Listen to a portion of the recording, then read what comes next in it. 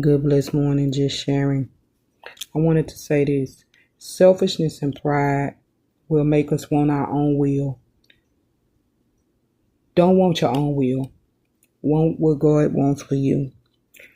We always have this image of what we want to do and who we want to marry and all these different things and where we want to go and what we want to do and how we want to do it. Allow God. I'm serious. I see things totally different now. Things I have said I wanted to do the way I wanted to do it. When God done it, it turned out 1,000,000% better. But when I done it the way I wanted to do it and how I wanted to do it, pride kept me going. I kept meeting pride. I kept meeting pride because my will was not allowing God's will. And God kept allowing me. And you know what? When you going through a test with God, you ain't gonna go through. You gonna keep going through that same test until you pass it with God.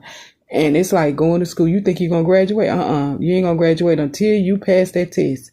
And God humble you enough to say, "Okay, now you can graduate." Let me tell you something. Don't even want the person that you want to marry. Want who God wants you to marry. Don't pray for the person that you want to marry. Don't ask God, I want to marry this specific person. No, because it might be something in that person that ain't for you. I am so grateful God didn't give me my will. I sit back now. That was somebody I actually wanted to marry for years. I am so grateful that I never married that person. And I am grateful God seen otherwise. Yes, I went through struggles, I went through a lot. But I'm grateful that I never married that person. Not because he was a bad person, it's nothing wrong with it. Sometimes God, God uses, that sandpaper, like an emery board.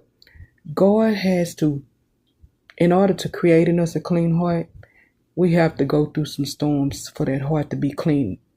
We have to go through being humble. God will show us that ain't what you needed. You thought you wanted this good thing, but I need for you to go through this struggle thing so you can get your strength, so you can have wisdom, so you can have motivation, determination. Sometimes I have to humble you, and how I humble you is going through the struggle. The struggle will give you your strength, because while you're struggling, going through that, now you have wisdom, now you have understanding, now you know that struggle is your strength, and God gave it to you